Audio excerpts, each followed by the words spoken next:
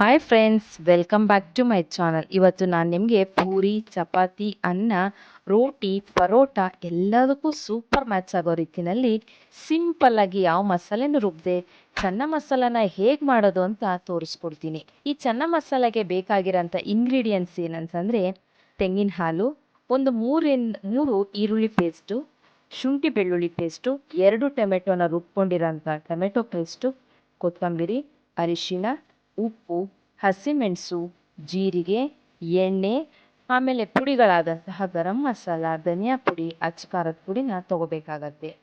ಈಗ ಆಲ್ರೆಡಿ ರಾತ್ರಿ ಎಲ್ಲ ನೆನೆಸಿಟ್ಟಿರೋಂಥ ಕಾಬೂಲ್ ಕಡಲೆಕಾಳನ್ನ ಒಂದು ಕುಕ್ಕರ್ನಲ್ಲಿ ಹಾಕಿ ಕೂಗಿಸ್ಕೋಬೇಕಾಗತ್ತೆ.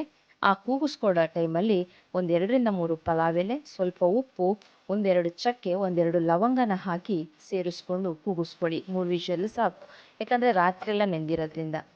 ಈಗ ಒಂದು ಪ್ಯಾನ್ ತಗೊಳ್ಳಿ. ಪ್ಯಾನಿಗೆ 4 ರಿಂದ 5 ಸ್ಪೂನು ಎಣ್ಣೆನ ಹಾಕೋಬೇಕಾಗತ್ತೆ.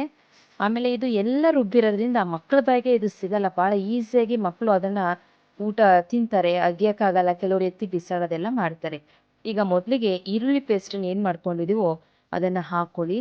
ಶುಂಠಿ ಬೆಳ್ಳುಳ್ಳಿ ಪೇಸ್ಟನ್ನು ಹಾಕ್ಕೊಂಡು ಸ್ವಲ್ಪ ಎಣ್ಣೆಗೆ ಬಾಡಿಸ್ಕೋಬೇಕಾಗತ್ತೆ, ಹಸಿ ವಾಸನೆ ಹೋಗ್ಬೇಕಾಗತ್ತೆ. ಆಮೇಲೆ ಇದಕ್ಕೆ ಜೀರಿಗೆನೂ ಸೇರಿಸಿರ್ಬೇಕು ಫ್ರೆಂಡ್ಸ್. ಇದ್ರ ಜೊತೆಗೆ ಟೊಮೆಟೊ ಪ್ಯೂರಿನ ಏನು ಮಾಡ್ಕೊಂಡಿದೀವೋ ಅದನ್ನು ಕೂಡ ಹಾಕೊಂಡು ಸ್ವಲ್ಪ ಹಸಿ ವಾಸನೆ ಹೋಗೋವರೆಗೂ ಉಟ್ಕೊಳ್ಳಿ.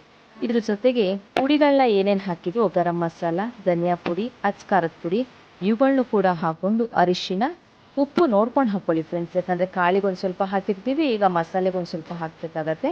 ನೋಡಿಕೊಂಡು ಹಾಕ್ಕೊಳ್ಳಿ. ಸಪ್ಪೆ ಇದ್ರೆ ಬೇಕಾದ್ರೆ ತಿನ್ಬೋದು, ಉಪ್ಪು ಜಾಸ್ತಿ ಆದರೆ ತಿನ್ನೋಕ್ಕೆ ಆಗಲ್ಲ. ಹಾಗಾಗಿ ನೋಡ್ಕೊಂಡು ಹಾಕ್ಕೊಳ್ಳಿ.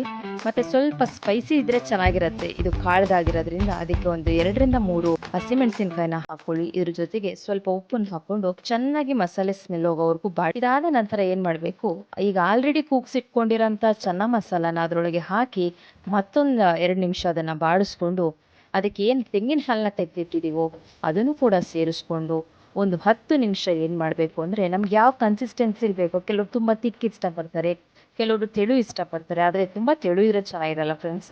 ಮೀಡಿಯಮ್ ಆಗಿರೋದನ್ನು ನೋಡಿಕೊಂಡು ಮಾಡಿ. ಲಾಸ್ಟಿಗೆ ಕೊತ್ತಂಬರಿನ ಹಾಕಿ ಮಿಕ್ಸಪ್ ಮಾಡಿ.